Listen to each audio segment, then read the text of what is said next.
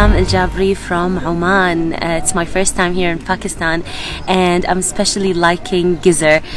We camped last night, and this is our first morning after camping. The experience was amazing. I'm so thankful that we were invited to experience this, to interact with the local people. One of the most hospitable and kind people I've ever met, and the place is just beautiful. Why am I here?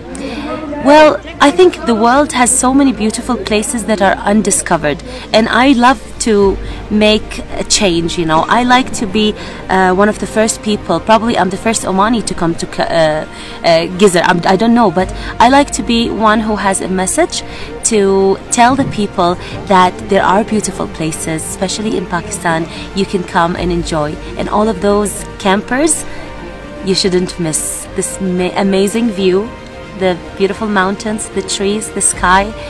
Everything is really, really, really what the heart wants, and the mind and the soul. So it just takes one person to make a change.